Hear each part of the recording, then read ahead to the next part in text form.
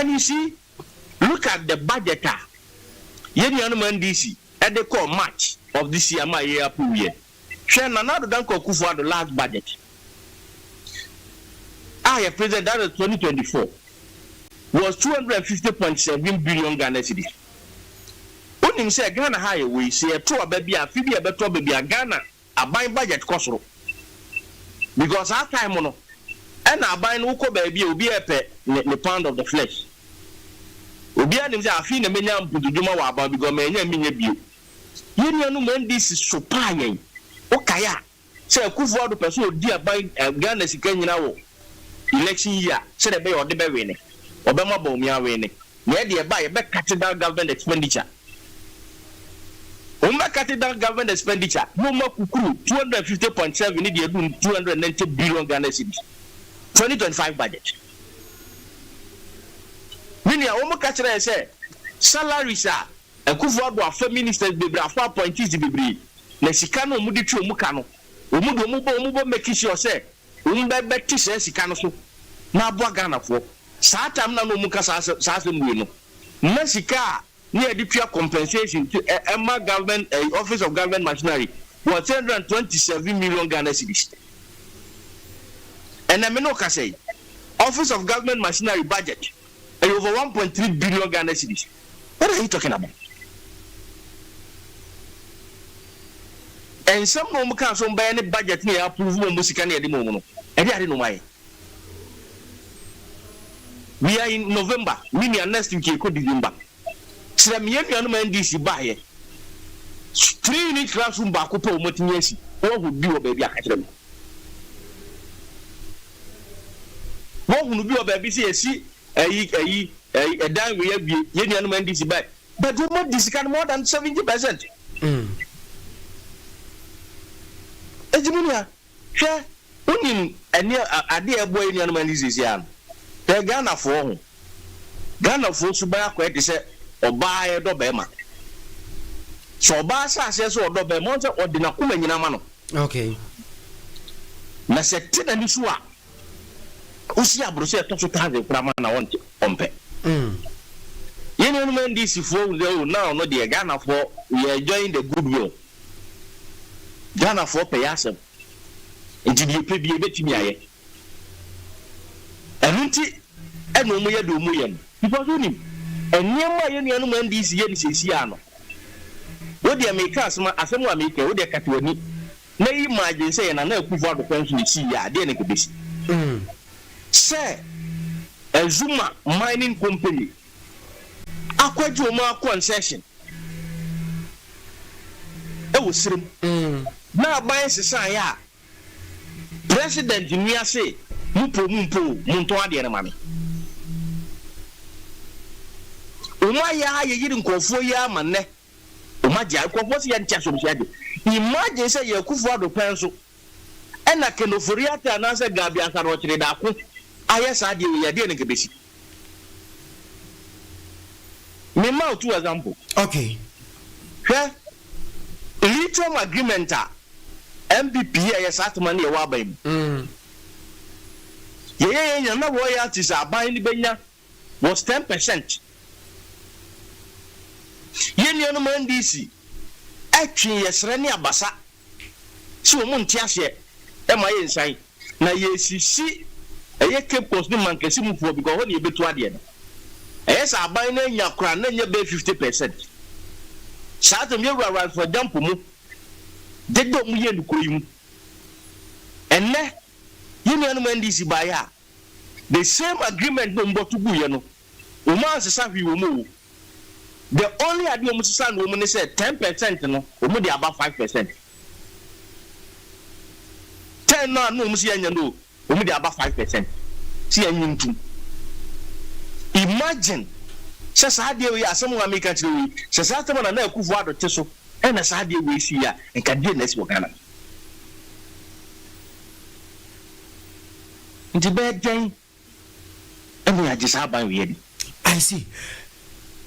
Minia we dey Major wa mo akone fie nkomo ne ya na ye me de wo so mentan nyawo nti ya they say ye me say me free no be ko free anuam free kwapon no be ko technical institute no and what's am saying yeah me that's it now the plan was no be ko technical institute okay. Now the community no is a community center na say the best place I will be the mawo nti actually no and I say okay you will as soon as I was nursing training na I was couple a degree in a diploma in medicine okay nti you say benya degree so I don't know convert yen fanko degree in oncology na kukum so no so pre maternity midwifery course na yen keep pamawo many as ade ya e status to na mo we Emma no so many jot ho asema mete ho asempa e be yi kwa for next grade grade abado bo ai yeah propaganda nya some kitwa ai mete ho asem empanifo fraka e be hwe okay facility no no boko community center no ma enema no mo pese ye nyina no itu ho na mo ye bibi eti baabi adure de de ze ebia de wabesi ana no betwa so afri baabi ayedu ye odi druye na omotimi agede aba say de eja omuna tumbe wanze propaganda no mu ye ntina ma wo ko ho ana aye fere e da he kwapon so a e misi brand new technical school ho yeah me kai pa me hu brand new technical school say nkura wo mu edi baby edidu yan de wo mu mpanfo ndehwe ne ma ayesi yin nyina e kire ma ye na yugu so na say de efra ban mu so it be also ne bia wo mu union mu maba ne so ne say baby yedu ye no mu so e beto but nsem no mtafa ho ne ntino wo baba ho na no so ya asem fofo ni nyina ya amanya sema obi mu bia mi ya na ye ya enye so ne bi no. Okay. Right. Na mama abaso we yansa na wako. Won ekwan bi a eda anwem kotia wo firi baabi ani ba. Sa kwan no ho. Yes, in fact, many boss na many age pa. Yeah. Why ade. Yeah, so nsa no adwuma ni bia ho. Yeah, me na we from anwem dodoa junction ho. Akoka pafo. Okay. Junction. Na plan na say we be connect your wrap up na fe dey do attitude dancing na fofi anto ato ni nyina no ka fere me kan ye bom pa ye baby ye du ye no ye ni anu ma aba no so ebetimi atwa so. All right, me be das ya no pay me ni am so me das me from my din komo why Nyame shira me das Honorable Frank Adusi Pokuye, former DCE Esunafo South o eminua ena mene no twetwe enkomo anopay Katakyie 90.9 FM so ni ye from Nyame ba Eric Oduro jina simana duonum eye mienu apa anopa eye no nwotwe ho e ofia se hyehye gusu di omani mu nkomo na bibia nso atumi akoso enti ye be ne sa na bibia ai okay kan Katasi KK Roofing Company Limited ye shop kakaka ne bie ewo ebu akwa ena ye de edi juma ama bibia atumi akoso pass say bronya yi bayi me pacho wodan ne yakoho why e ma pressure bia amfa wo dan ne yakoho na bibia nso entumi enye nkoso emfa emaum me kwa o man so na me ni nkomo we so taw emfa every ho na bibia entumi enye fine pa Honorable Daniel Awingura communications for the NDC Ahafo region. Chief Martin, good morning, Milia. Bibia okay? Nyame adom akaka ibiso. Ya de nyame asepa. Wadamo aban dia tuja se opesa woye decentralization no controller say betimi atuankrofo car payment won se hye ne ade o de ba from area ba constituency and the municipal level asemi ba ye nkrofo otwe ho ayi bebrebe say hey ye ne eze krono ne bebie mama aye kese decentralization eno ne de ba ade a Minya medase let's go na macha wetie for na macha wa hefo so When you decentralization na enyina ne say ade a ewo soro na ye chichim e dia bafo. Okay. Enti say eba aban mu a they say aban ye can government and governance no. Na ye wo national president wote enkran. Na ye wo regional coordinating council RCC near say regional minister wo ho. Near bad districts near say ye wo district chief executives. But what you say? Okay. You ba in Kruma, your assembly members, almost represent people in what district. Assembly is one unit committee, serving it here. See, as a child, you track a their bank and one decentralization. I see. Now, I say no. Sans say ye mampeni can say obetumidi abai. Over Mini Infitiase no kra no anase ahyase ne yenhwe sa controller na ankasa the purpose before ansa na yebehu se ebeboa na mboa ye omo purpose na ebema na ehu se ebeboa ye ana mboa ye the controller na ankasa na account of general department no eno ankasa ne purpose ankasa ye yenim se esese eyema oman no ene se omo na manage government sikasem. Okay. Omo na government sikasem so sa payroll you can hold budget I can hold be enema bebre I can hold be enti no say eyane sa who said controller na can adwena edi kan ba etrima aye payroll. Okay. Yen limit ya to payroll no adwuma ya fo akatua that's all. Yeah. Who said the thing say ye kase ye decentralization wa die mu na che say ye dey ba the doorstep ye mana ben ye intimamufo no and na controller no won dey verify na o sa make payment amafo bebre payment timi kam bo wa ye fa na adwuma ye fa wa adwuma because ebia ye controller just any pan konkan ni abi bo ho 6 months ni enya ntua na kan si ni pay na maaye eni kwa sen ka yesa but ni na ye controller na our central government na we no so na ye responsible for all these things no.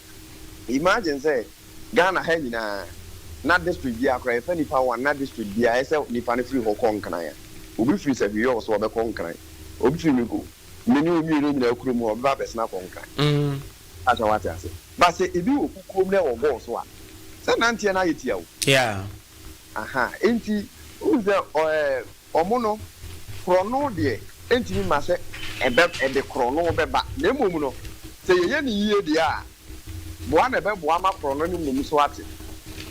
I see. Enti ne say ghost names nsensem a ye kan enyina no eni say obi o ho a wo ye adwuma na ebi a wo ma adwuma na ye pese ye nyina de ni ade no obi wo kra letter no before nsa na ebe yi obi dey free controller ni mbo no letter ni nuru controller ho no na ebi anipa no wa 6 months pay.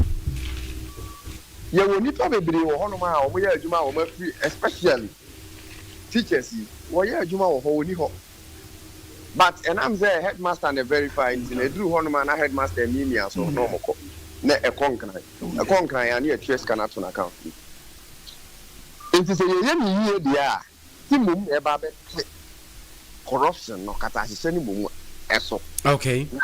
Enti ni ma emfa bi meka ho because the controller e wo district level the controller won carry na obi a oye adwuma and carry municipality ni nyina no ho no na ehwe so a ana says our office no na ehwe so a so obi free adwuma nim ana obi wu ana ho say ye fa obi nso adwuma foforo a adwuma ne be ye fu sesia na mene unua DC Poku former DC Kasai. okay ena mibisa ne se ade no kra wo soro no na ghost names aye man na se ye de ba famo a se ne akonya na bawo se ne obi abetima awura mu bi se ya tete se binu mu kra mpo a ho sansem de bebre wa wonim bi friend say investigations eguso a ekokoso attorney general ni ade ya na se ye de ba famo a ɛne ɛsɛ obi abɛtumi awura mu bio sɛ sɛ payroll obi abɛkɔ bi firi sɛ soro kora no a sɛ osikasɛm ɛmma opɛ ma na opɛ sɛ woyɛ nsakyerɛ bi ne nsa bi a gye sɛ regional Accra no ɛno kora mpo na nkɔfoɔ timi bɛwura mu yi na ɛne yɛde ba district municipal level sɛ obi ahwɛ ne ho so sɛ ne abaya ne yɛ control yɛ adeɛ obi abɛwura mu okay me yɛ sɛ unse saa no kora no te sɛ deɛ yɛkɛn unse wohwɛ yɛ payment sɛ yɛ tu aka no yɛ budget government wɔ software bi a yɛfrɛ no gift mix okay ɛno na yɛde yɛ budget ɛno yɛ preparation of budget payroll yɛ a yɛka ɛwɔ government expenditure nso wɔ saa software ne so bi ɛno na accountants ankasa ɛyi so ne nnɛ over public sectors a but because ɛyɛ central government nti no a lot of people find it difficult one technology wɔ form ne ade ebi nso kora incur transaction outside this gift mix but you decentralize the bad district and a regional level ghost names crowd there no so crowd because you or district ho enti so obi awu ho a wo wunim se obi yemfa obi adwuma a wunim but what I say na software and I said say the court district I said district assembly and ya sanka ya sisa di and ya sanka ya ba sisa di obi adi the court district assembly say yentua neka enti me nyesa eba ne nkyerɛ sɛ wobɛtumi asesa din ne di agu so but then mumedin na ɛwɔ so no wɔn a yɛafo wɔn adwuma from central government no wɔn management of the payment system ɛna ɛba abɛfa hɔ no ɛnyɛ sɛ controller no bɛ ɛde wosɛ ne activities a wɔyɛ no ne dwumadi a wɔdi ɛboa ma obi sɛ n'akatua bɛba ntɛm obi sɛ yɛmfa obi din hyehyɛ mu no obi te nkran a ɔntumi nhwɛ drɔbo ɛnhwɛ kukuom ɛnhwɛ sankɔre ɛnhwɛ abo but obi te kukuom a na sɛ wɔhwɛ sankɔre a wɔmmerɛ because ɛyɛ 10 minutes drive mpakyɛ wate ase Matias ɛba district ne nkyerɛ sɛ wobɛtumi de din awuram but wɔn management system no ɛna ɛba district level sɛdeɛ ɛbɛboa ma effective supervision akɔ so because sɛ yɛfa wɔ adwuma a sɛ ebi de sɛ district assembly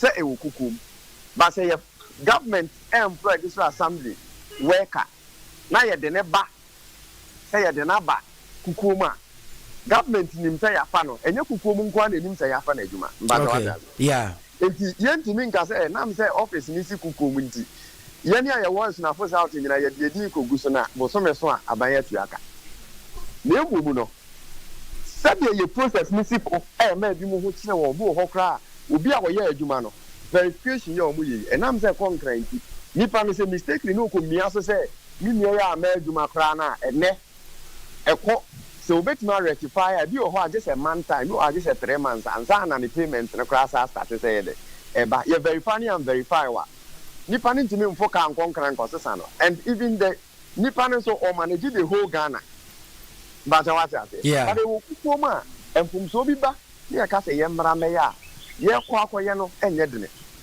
but what I say I see enti sɛdeɛ ɛbɛyɛ a ɛbɛbɛn yɛ na correction sɛ ntutuye bi wɔ bɛtutu yie na correction bi wɔ ɛbɛyɛ na yɛbɛtumi di yɛni ahwɛ mu yie sɛdeɛ ɛbɛyɛ a yɛnsesa din mum me nua na imagine sɛ memete nkran na me manage nipa 30 million na uti kukum na manage nipa 30,000 emu hwan na betumi di gross name say rewrem ene wa ode edoso na say dey free form aso na eko why a budget what they have and I say yeti ha schools what government yemfa say teachers are control few omoka ayi ni mo mo ha wo esunafo south na say wo ka say 3 million nipa was na for south no mudu 3 million I see enti a bad na but se ko ba say system no so me yesi etua nipa year 20 million and am say central government na the whole Ghana enti no wo ti ha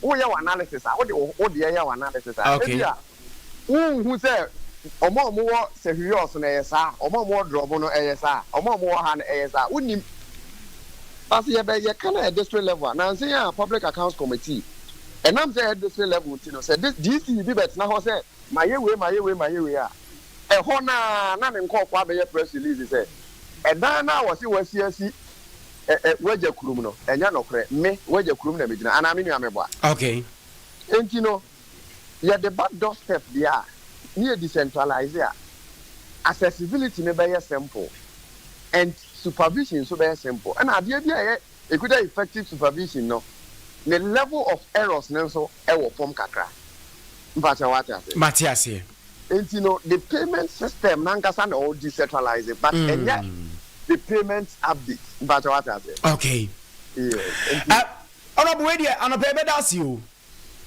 mini amedase pa let's go be na masia with you for okay say yeah mu say yeah maminte unkan na yenya yi kakra aban say mini abate menka maminte unkan why eja me ne wa entwen ko position ansa abate menka pa mini all right Daniel Awingura communications for the Hafo regional communications team member NDC and chain command wodi big nyame hey command de ya na yesi ya se ne ya wada de osi di ja di wani mun komo kakra ho hia o hey papa decentralization we beboa sa beboa ba se de ma man ha adwi sa supervision sem no is a krom yanum de obi nua no obi adamfo no obi no obi enna ya na man ye den but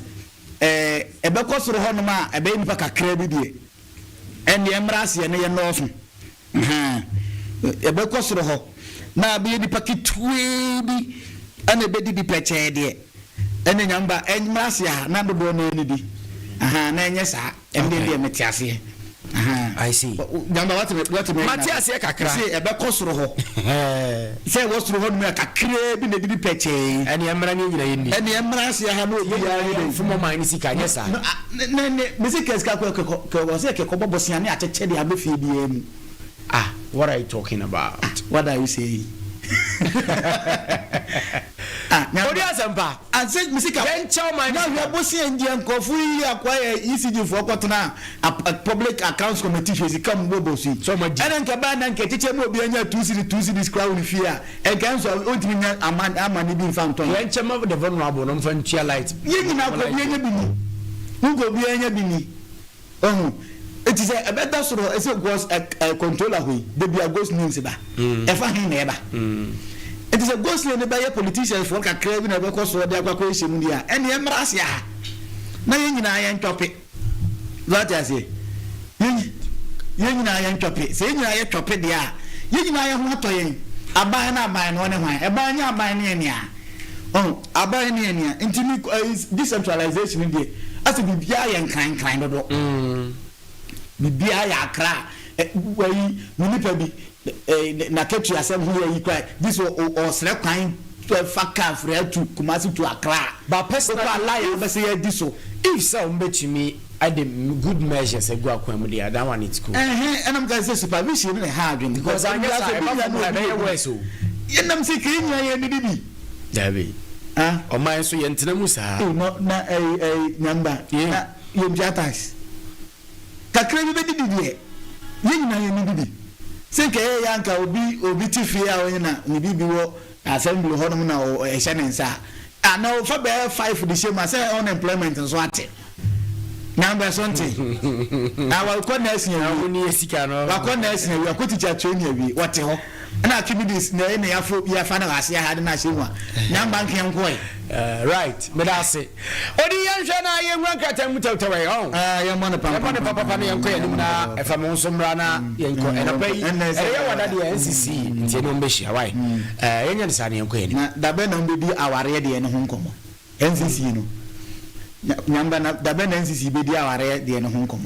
ni be di enche go se ni kusu me kan aware you know loss no o me kan na misiki clarification free baby wode ye dey as a game be our rules okay in the game na me pese me wu mu no ana so no force we force say can say you wu mu no e si hom bra na ansa ne akọ so ati ase nti ohun ya pa dibugas okay ya monitor na ya ne sawa na okay in fact e bit me nya ba ibu achi and ya fa ga times ni kan education minister and hand workers I get fund and we sense and say they was say special people with the disability students no say the 6.5 million Ghana cedi and they say the ebeboa amo musu bibia etumi akwan pa de amo na Korea MP and as I say the also about manual and as a diplomatic call also about MPs omo apa dencha ho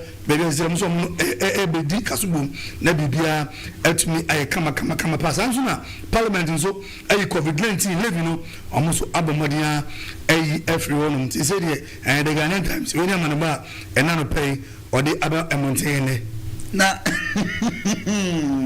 the guy na to aso na krata na ni man na ba man say Richard ni amakwe ni foundation no ni food bank no say dia ba kumase asafo any asafo don't kiss me be Dawuro is it the Nyame Ghana card Oduro mazi baza me de kala kanda ba man kakra nam dem no je komi na eno parliament na nya sam keto akra e fa pandai seat no minority say on be mana kasa majority say court order number enti wo say wonye pandai MPBM ito man kwa man nkasa enti eno a na nya sam keto akra nani o hoye de say dey be na court order ni nya ba afri na ba it is na hu koma na ko na yes staff bi so ede 221,000 Ghana cedis 221,000 Ghana cedis ewo what the tablet where ejumeko efe no AFCFTA won sa ejumeko minya hu omoye kwan ne sa anyamanu ma mo so mo twa na hwan na de atwa the staff baako 221,000 Ghana cedis or the tablet fakos kada danim 220 billion bacho 220 million 220 million dabi o 2.2 billion 2.21 billion no tablet o le ko tablet yedi dira say klata no ma ne kamisa that's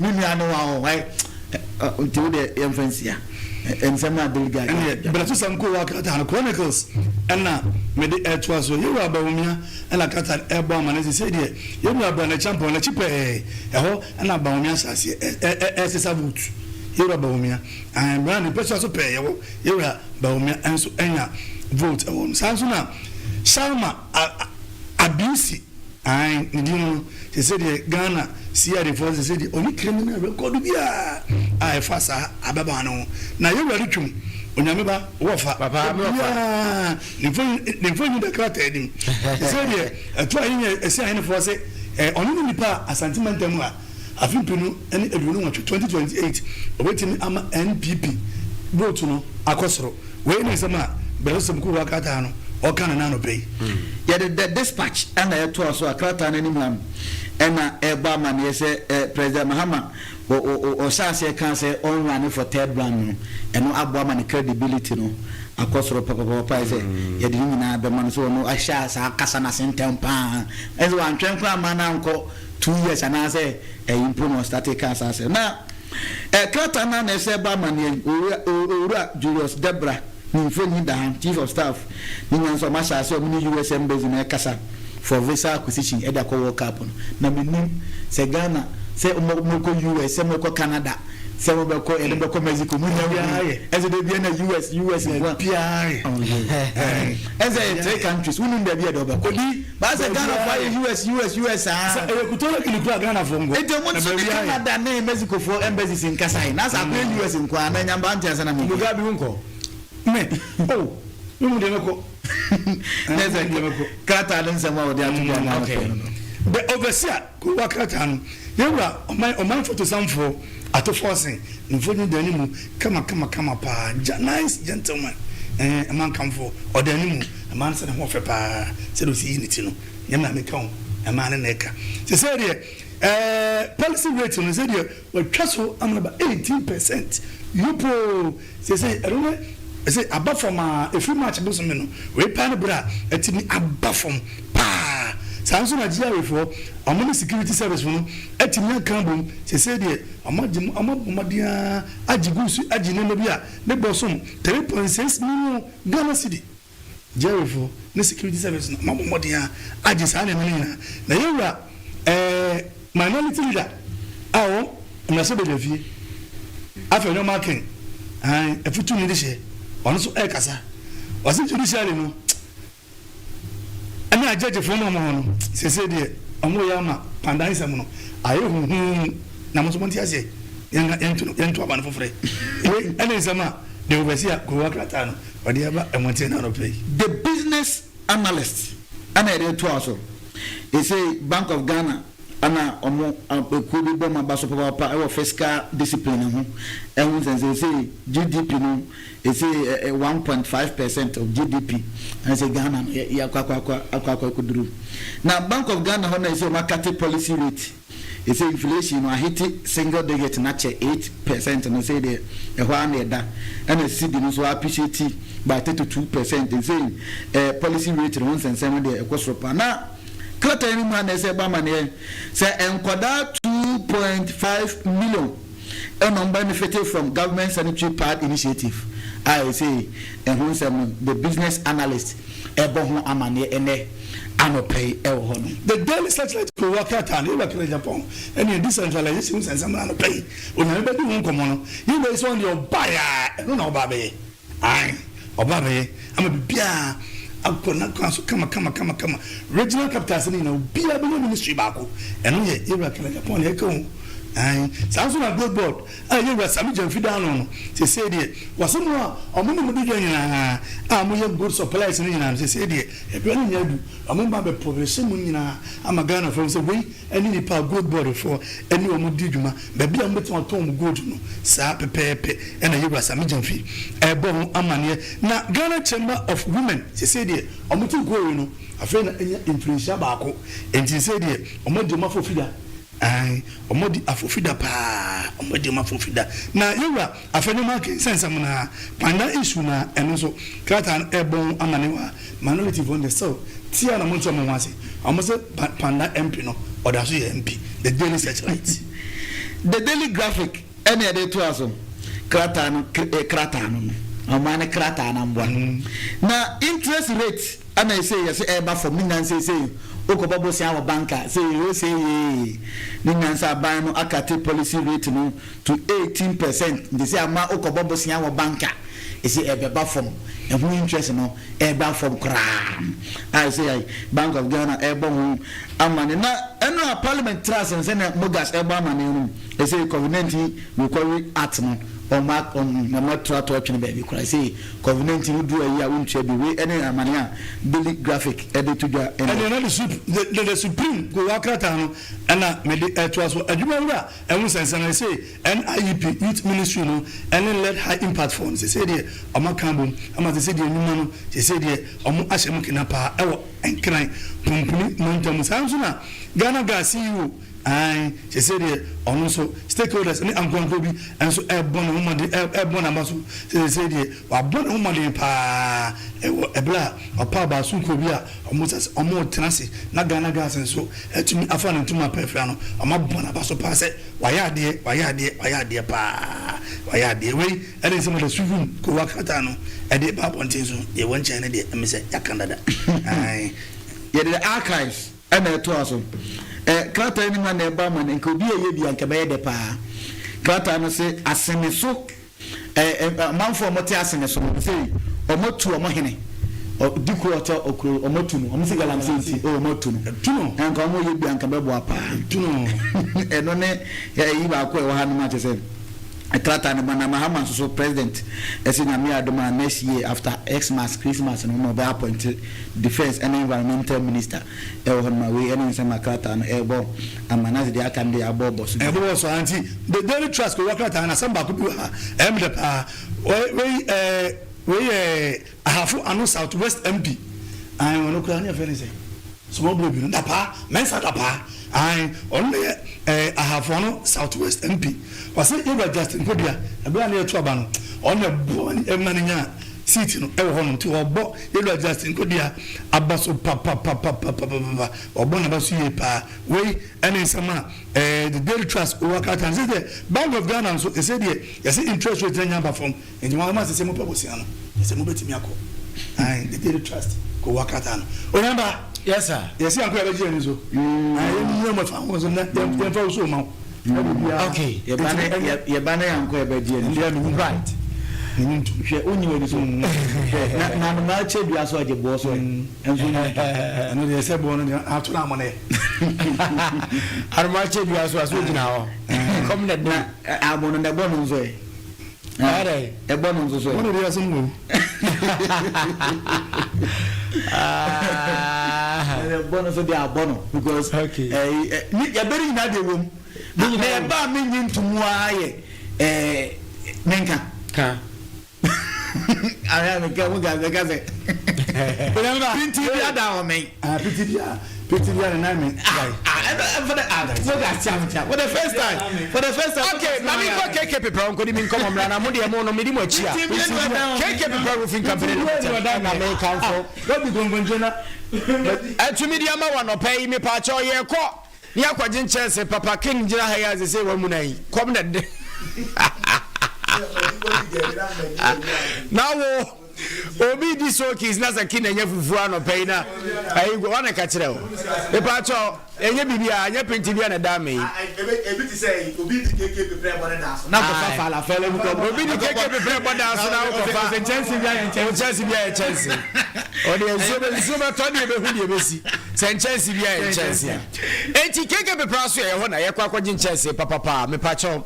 I aluzen roofing sheet ya kwa jibi ewo hono mo grades no a grade 4 grade 5 and grade 6 solid pa keke be probably me ama bi IBR roofing sheet and IBR roofing nails ni na keke be probably me ama bi ordinary nails in patch 3 and 4 inches all inches na anka ni na so ye obi ewo hono mo wheelbarrows head pans ni na ebi so ewo KK pepra asuye ehono mo na me pacho se wo free eye sunyane na wo ba me pacho wo ba bedudu ankwanta wo de to aso na bra wanim ye ba abu akwa wo su free tepagos wa chiresu mankranso kunsu yo so hwiba ni nyina ye twam hwi ni abesi eye mankranso na fe ya kasunyane no ho ni nyina aboma ba abu akwa bedu abu akwa se kim ye si ewo abu akwa shell filling station ho usi hona twakwan ni be Russia filling station inside uwema traffic light na wo hona no ni fa so hope keke pepra ya bua kwa shop kese no ya bie ne hono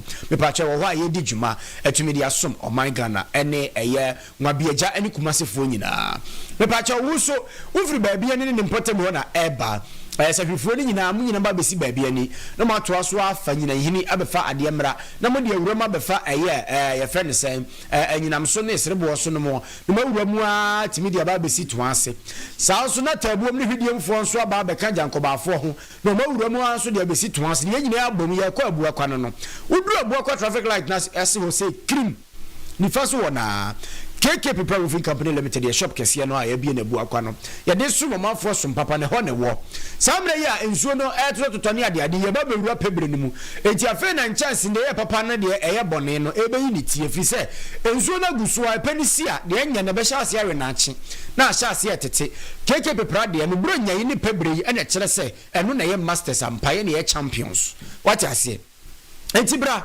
KK People Roofing Company Limited aso ye wa bu akwa efiewrafo nyina mo ba ya so ye ho no mo amepacha wo fie na so ye be ma ye guys na kwa site akosusu ne hu chance do bi de be so ama wo ye si free na ekro shop owners ni nyina mo mra ho hotel ni retailers mo metu na mo nkoton wai we ye ntro ye di nwu so ntinya hwe mo mafa company akese ato mo ho so do mo mra ye ho na magibi ye di nwu so nti obi anhu se ye KK People de ni bia na enso nipa ne beto a obedi adanse sa ampa wa ma ne chance papa Fre KK People e was 0243 255 309 0243 255 309 0243 255 309 mini akwesi no mu nyina me chiama no pay sanso na mama Veronica eye che pepra mama a very good morning to you abonya ide wabobo ano a ena mewo bibia be fine why enti mini akwesi no so me chiama da no covid ni birthday ya aye obama akwesi di ni birthday aye obama ma hu de ekọ ma hure kwesi amama hure enti kwesi birthday no mama hu de ekọ why ewadi atwam so mami hu dia ko se me dia ba 29th ena me medi me dia na that is me menda odi me mboa so me birthday ni me menda o you bedi me Monday o zamu efia ni e bedi ni Monday ana ni edi ni Friday so okay din ba eze si akira na ye as a bansa na day na ba nsheda aba ye ba na ye toaso anu na ye sa matikasa but the best start every Friday no nza agro be so a ni free tineze be ye ho adwuma den ba birthday ni dey say you be go for mo or say Monday you go for say you ntimi nza Friday dey ba we shekeke but Monday ni be say you ntimi go for you ma di ani ye hye wo nyoma mu ye afi ye hwese dey ebisi akwai wo hye ni ye be boye nyina wo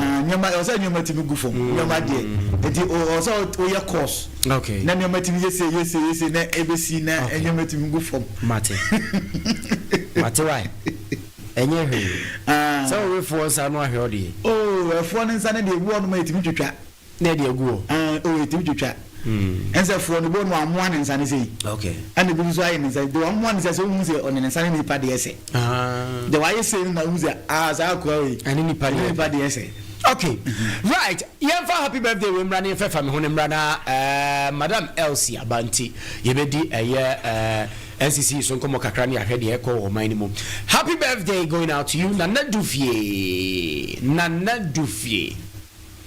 we every offer Mugabi ene abusua ni nyina ase yenwe show pa Nana Dufie de na chese wo yoba fisa santimam ni Dufie timi de to be ma ho anambwa yemfa Dufie nto be ma oba na de oba nko a Nana Dufie eya muntwa video we fa nto ne ho na wonyini kakra obehu I said, where the first year on?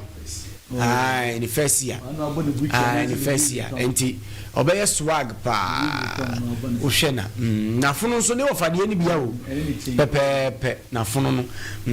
Enti Nana Dufie happy birthday going out to you baby girl.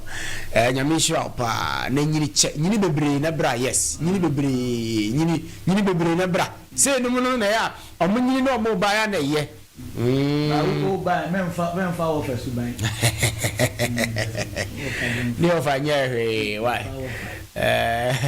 ni ofanya hwe ti happy birthday to you Nana Dufie nyame enshira pa onyiro behu kola no ho fe mehwe na hwe na osene ma me hu twase blade no hu twase blade ense blade twa okay I see right enti yeye ne sane de ene yenkoso ne nya adwuma we free ne ofa Mugabi senior Mogas na ode happy birthday we timi akode ama ne ofa ase Nana Dufie akra no benyini kama ho enti gise Mugabi hwe ni ye na ye bono nso de bono ho ban so Oduro bia na modena mama be hwe no so bia mama odi yamfa mo ne mra na enko ani na le bia entimi enkoso kama pa e wo ha no pay asa na me kan na nyonde emfa aringa pani mbone onyini na we obeye pani mbone a na eye adano na unia pani no a o kira de na wo ye professor no a wo ye yi na ye se ya aye abene ni abre Ose ma kokot. Evidence is there to show. What are you going to do? Na gabu man kon be pie. Ko be man kon be join case. Kon be pie. Hwe, ko case ko be hu. Anu idea. No kokot. Na be din se hono manda. One shot go na wu. Ko shall be biara. When your appointment be akodi ni boko. Odi anko. Well, brasso say from hudimedi that be suma Amansan Dawuro so Katakyie 90.9 mi wodi asempa fam ho na mi di ho na mra ma ho imi betuja no e di ama sisi e won my champion gas producer extraordinaire na say no mo ga se de my champion king amen and the brand name I say rem e wo Katakyie live on Facebook na ne deeper ho da kro me ba akire o de nya abotre say king amen de brand name see the deeper ho sa ade beneza na yana da kro me ba akire o de nya and me be fa me hom go on wa ye bi okay and me be fa me esa asem no so fa ye ho go on wa ye bi me camera na ko wi aye no ampa Yes, we have Katakyie live on Facebook or Katakyie FM TV. Ewo YouTube, abenya live. Ewo hon ma TikTok ni other social handles ni na no. Yeah, live we type Katakyie FM no pe bibia ebe pop up abenya live o men fam hono stories na ba na no edin pop pan. Eni ebe wurem ewo nkawe ye nua bi hu akere no hobo pa dien eni se obi apenkyere mu videos ne de na mabonten na so nkyere mu ne de aha ena obenya edi asemi so asi ewo damango aweho sem papa e de hu sem so ebebro anopene ebe ko atwede aha so ini matwede manso atwede krom ya pa den se na jeche student bi akola bi o ye nyuma bi a o fair teacher for he one na fair teacher for no na we ene nsem keke ka hu bi offense galamse hu nsem ewa ha ene hu nyuma keke hu bi na ene ni odi asem pama transfer be tuja no e de ama hyehyehye Katakyie FM 90.9 so na ye sase a na say ye ko encourage ewa Atwoma Mabeja South District municipal me sorry nya sa asemete level no so na ente kura na video bi nam hon ma say minna say abrantie bi a wato na baba wa bi kese so tro o de man left right center enya sanketo akwa abrantie ye fe ne Ebenezer dudo na efro no chief ewo nkare na uwe so three left right center one obi ebusa ya ede ba de pa na abrantie wakwakoya ede ba de pa na abrantie wakwakoya ne ya bona sunsa ya bona sum hwe how ni nyina ne se abrantie ni dwumadi a wodi pa ba ko ne se wono oya phones na phones na we yense ne mabawa na mabande iPhone ne phones akese ne de o mo pepa na abrantie ni nyina ne se gay ya obobo na so ya oba ona ne te na wa hye de boss obefa no phone na no dwumadi enya odi ya se ofre wa no aka che se kokrom na ma friend pass mercy se ko da kokoje phone e won honom na okwa na se ade asan na de san won ka phone no aba wo ka to da na wo da ade chia na wo akwakoye no na so abo se panyan wa wew na ni gay de odi bidi no wankasa wanye hwe ena abrantie kwabo na danfo amane se watofon e de ama na girl no ena na girl no ana boy no chief ya danfo e kwabo girl na amane se na se wu chief atofon e de ama ena wo ka che se won tofon no mfa ma ti ababa wa ne tese asem na ne bufu ye no se wu chief wo tofon ne mam da ben ena akwaka che ne mada o wadanfo se watofon na mame na meme nka no ko emfa nkyerem na so tro ne de video no won ne betim de atoso na ya tiefo udo wiem Katakyie live ti denti ababa wa no bo chief aso tro left right center ni nyina na se chief ne girl no ena o promise ni so beto chief promise o beto phone de ama no phone ne mai ena chief na kwakwa bo wono na danfo amane se wato phone de ama girl no ena chief na danfo ka che girl se ana wo se chief atofo no de ama wo ena etiyentie se chief atofo na ma na ase on tofo ne ma wo ana girl ne bu fuye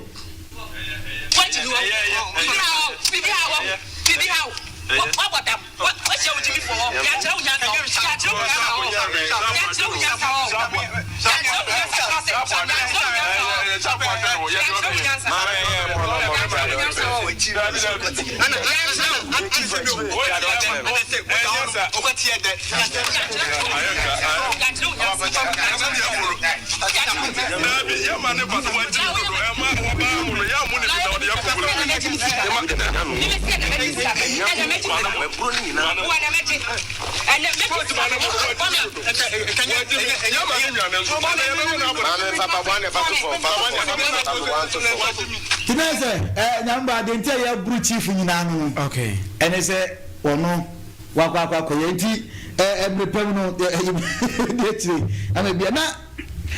Nyame ba ye call lands and natural resource honorable Emmanuel Amabua na no de onwa join Galamsey team no 9 for no echo quick one on we are some no the lady should be arrested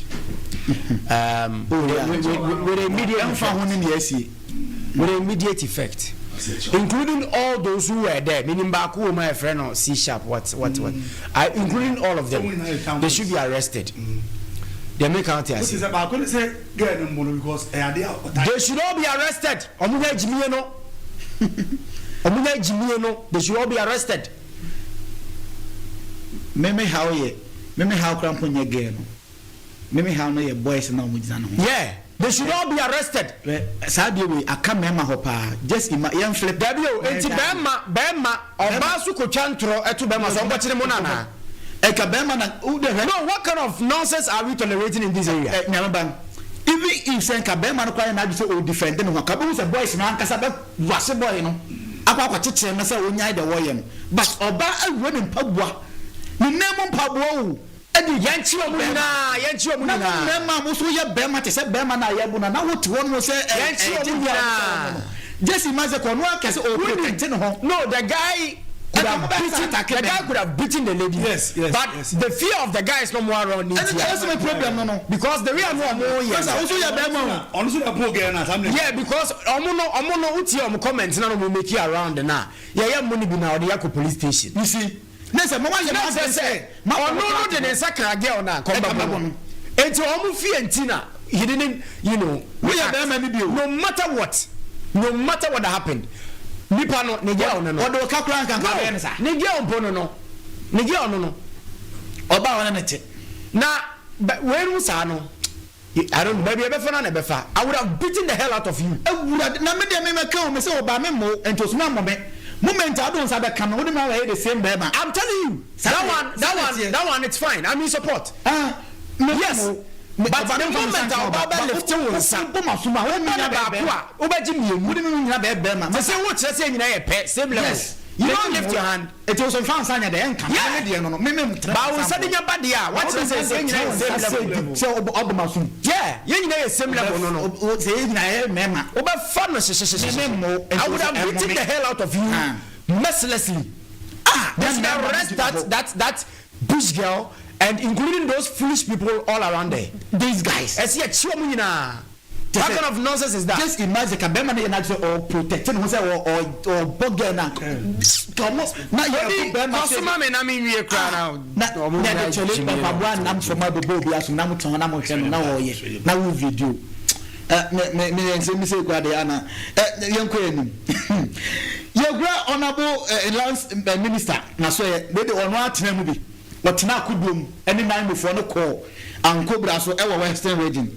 Now a big baby now say, Omuko is a man for a whole town. In near your body and Cobra and Shana and Asanketo. We don't know, man. Waiting the first one or Edia to Somote, a fence and boat to the moon. A big baby now say, Minister, a sino or engage Galamsey for no Ukomo. A dientina more yes, I'll show the tin you say. Omoye Galamsey no. Any ya.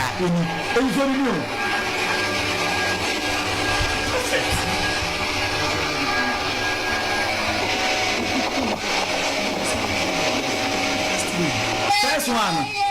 First video.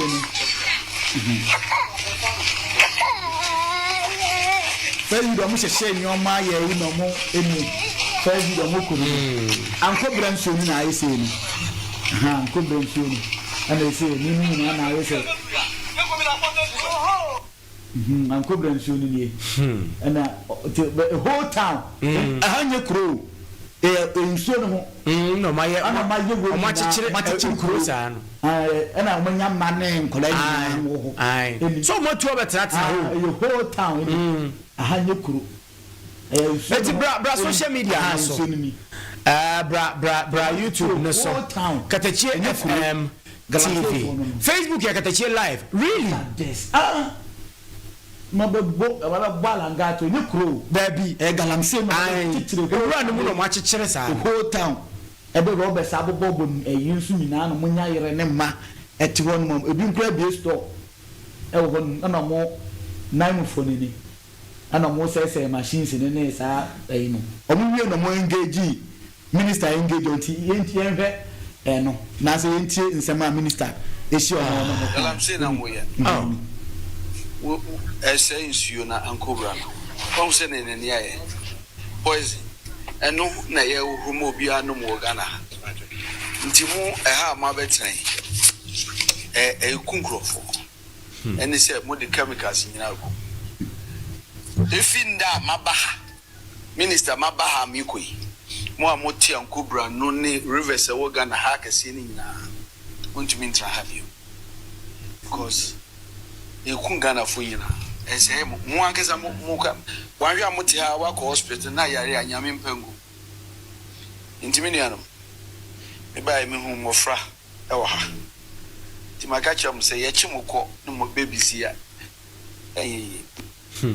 nese ye chimo ni babies ne kwa emwa eya sere mo nko minister ni mo na baso galamse exam no e kwa we so sa kon fa so me mo na baso ye me mo na baso ni say the people have senses. Say see egwa wo mo. A whole town ma chichi no nsuo wo. Say see egwa wo mo. Ye yi omoma ni si nchen. Ye yi omoma ni si nchen. Ni egwa wo mo ye wi a. Sama kwala na de na ni hunu say ye egwa ne ma ne. Omo excavators ene omo chamfan ne. Omo do mo nya nipa o. Omo na say yesi no but omo do say galamse. Ana me say omo do mo nya nipa. Omo say egwa wo mo. Na say na so me say. Ye be so be egwa mo.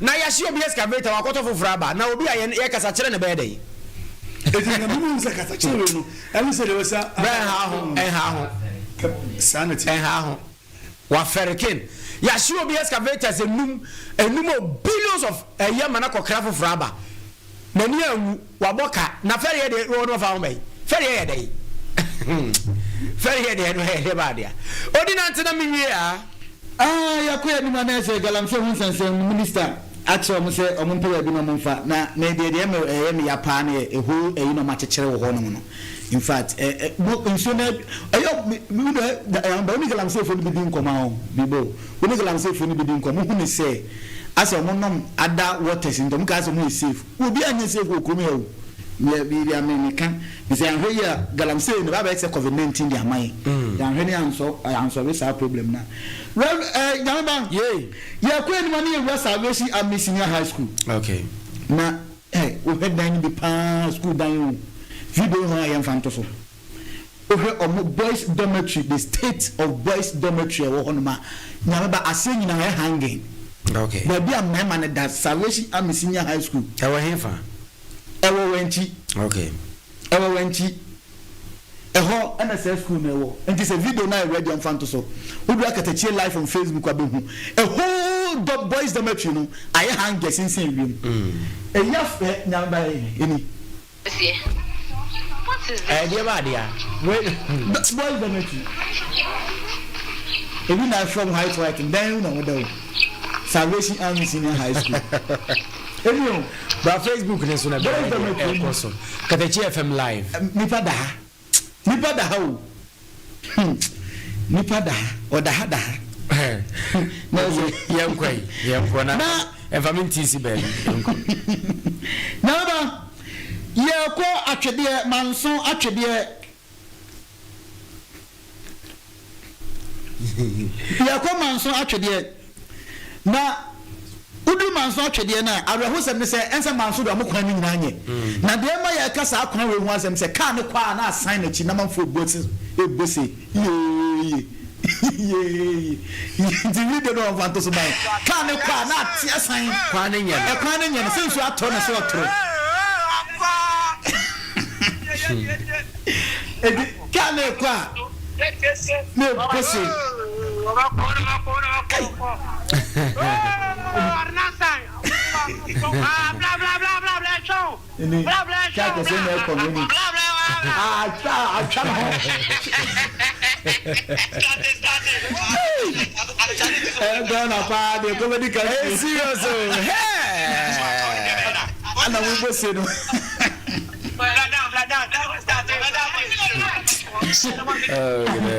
Bẹ́ẹ̀ ukobiri atwede amansa atwede kwan.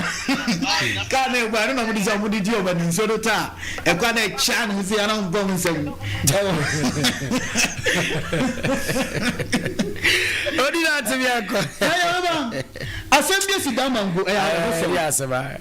Ni na ne se ense zoom lion for provide sa tank yi o mo di ewu agum na na cast na kofa. Okay. Na mo ti se akwa bi je nga ana brante no fa your friend say ofa atwede no bi si hu na otisi nim okoya akora kete na wo kwa mo fa so mo yi na free bag ni mu a ni enyama oba no bi akyekyere ne ho obi ne maame de na akoto mu a wato akone bottom wo de bracket live on Facebook akora no wo mu yo omuyi na akora no kan nyoma akora no simpa was not to be able to and was had my share rubber food it was inside it was the rubber happy was answer rubber room that's a pallet na only na kwani na dey no spread the button on that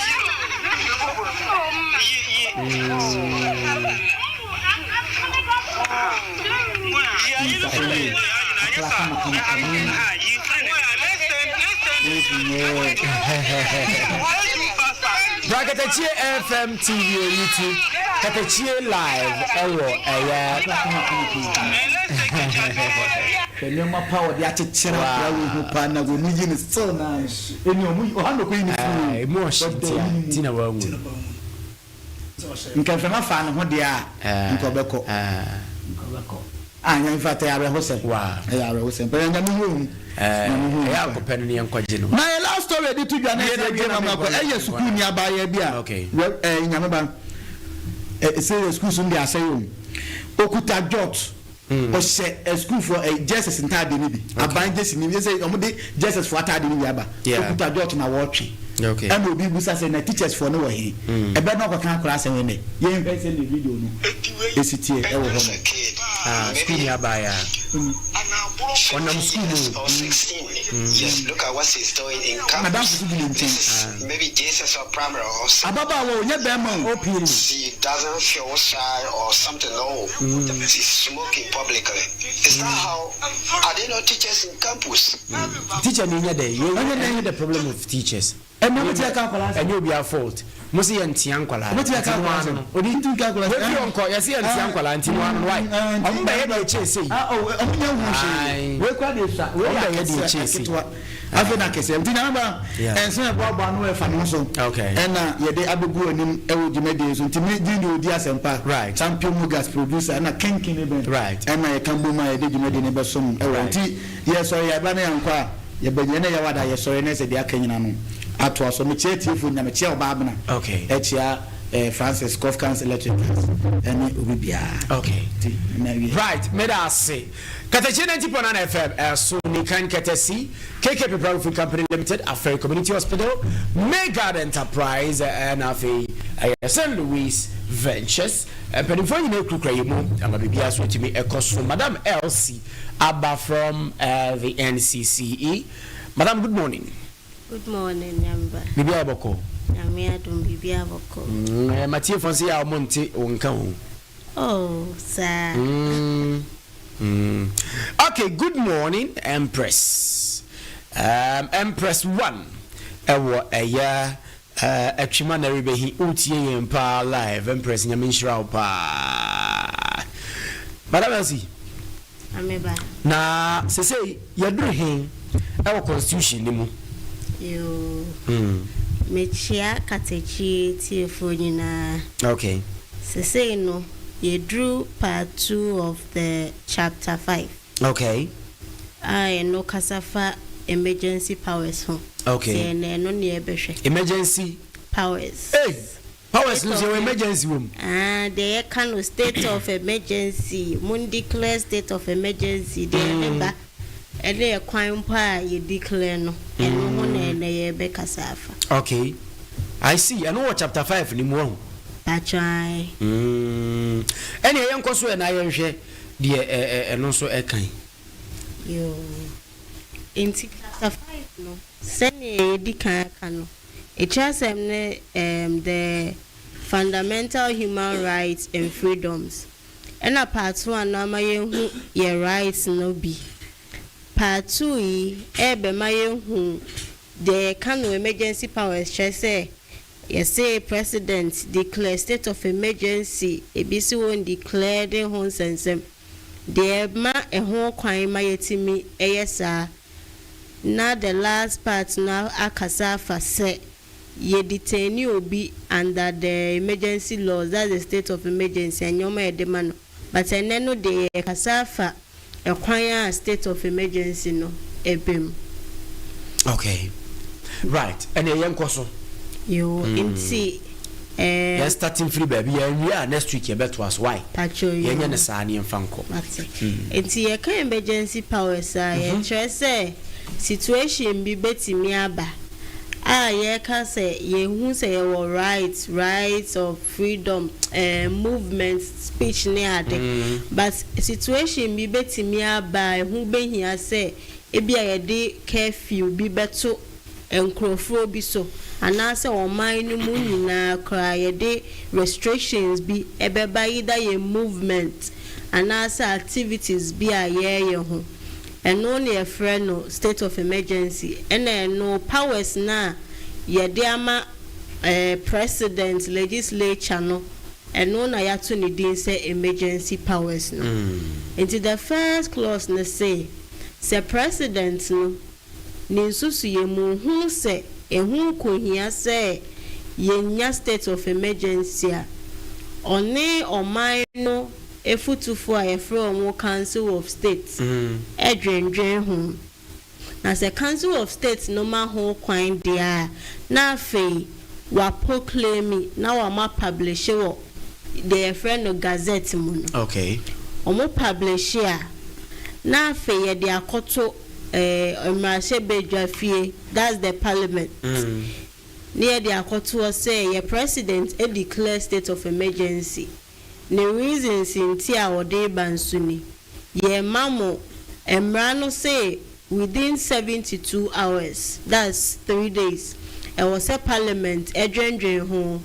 Now by majority or mudik term say state of emergency no who be here and I say here. Na ma omanpanyin no hu se okoso impose sa restrictions no ewo oman ni mu ana se krobi so a ye hu se enyoma bi koso ehia state of emergency no enti se ekoto ho na se afei omoma approval say omanpanyin entimin koso with the state of emergency nhye ne dia na afei take effect. Okay, but se akoda ho na ye train 7 days from time president declare na ya antimbo ye bia free ye marche bedwemu state of emergency no ye can say expire. Okay, it is o man penny esa declare bi na mum say now within that 72 hours to 7 days na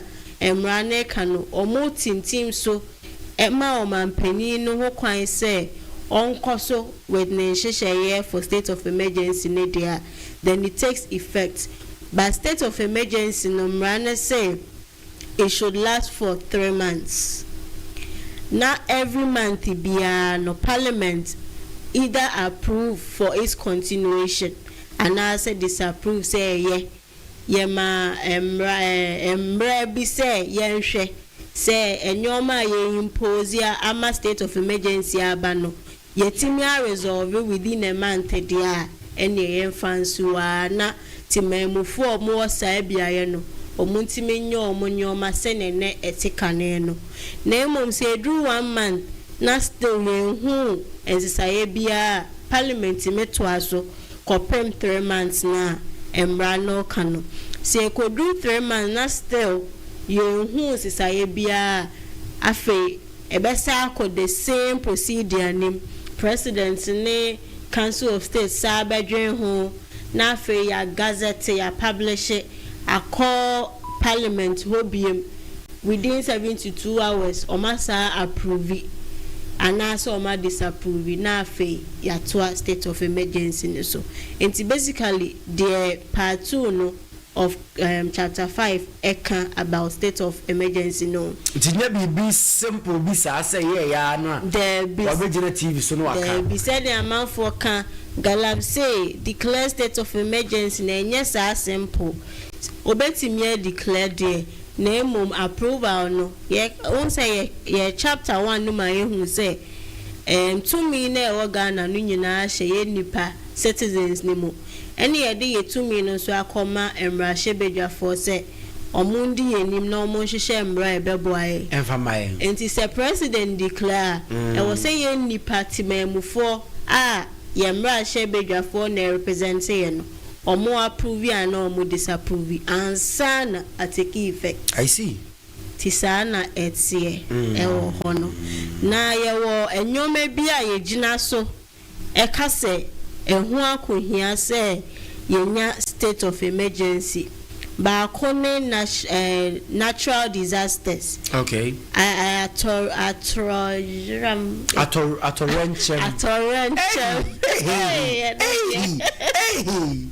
Boy. Atorenchema enya nipa bi na ahada abo ni chiemu pe na emom oba ade ni hihye mu no etimi sie bia nsu ejiri afa bebi eho asetena na ye basa na enu ntino ehu benya se bia ye de restrictions bi beto so na ye timi esiesie ho anase ebia volcano sa natural disasters no ebisisi a ehu ko hia state of emergency dia yetimi declare ema parliament so egitum ema san hihye ne koso anase enyome bia eye likely say be deprive either a community say onya essential things in life enti ehu akoye ye fa ne say ebia enye natural disaster there but activity na e koso no say ya hwe ensi ano kwan a ebetimi aye danger omo no omo nkwade a ehu behia say no so ye be declare state of emergency na afa yetimi a restricting your maybe na yetimi a solve sa issues no enti sa nyoma yi ena emrano Emma ho kwan say yetimi declare state of emergency. I see. Katakyie na Banana FM eso eni na ye dis egusu drink ko edin ko Amansan the rose so. Your friend Nyame ba Eric Oduro Jr. Madam Elsie from the NCCE eni egusu ye din ko no. If you baby the eba wo obi afa hodie so member eni ade a na ye boa na ye ba besie. Say state of emergency amaka kan. Enya de bi a ye fofofo saa. Na se omampani e de komrahye bedwafie na mrahye bedwafie e approve mo makwan se bi omampani betumi aye na se saa de e ba mrahye bedwafie no betumi asa asiki se on calling off na na meka say ye declare state of emergency na mrahye bedwafo ni jutuma ye ma period of 3 months. Na sa period of 3 months no month bia 1 month bia no esa akomra hye bedwe mo esusu se ye nto aso ana afa ye calling off nti enye se yama wo approval nti na state of emergency na ekoso saa nti se within a month omohwe na ya na approve ye so say the pese ye disapprove ya emra no ema omo ho kwan so omunya majority support in parliament there ombetimi calling off. I see. Wow. Katakyie na Banana FM so nti na yenya ne fancy dia na yebeka wan ho for now enne etwa to dia na so manfo no ehunu ne omanfo no ni ba omo so wo ho na afei ye asi nyampa da se na ya to aso yo inti se nyambo anesu ge to aso obehu se state of emergency na ye ka no se ba ema sitina no krenya akono biem se wa utimi ko bebia na bia de curfew ato so se bo se ya brefie se de wo ye wa ye wie se wunya wie ye ebia nyoma bi kwa ma won ton ne ade emboa enti ye nyina yenim se and you may be because especially with Galamsey, yeah, call it for state of emergency, but yeah.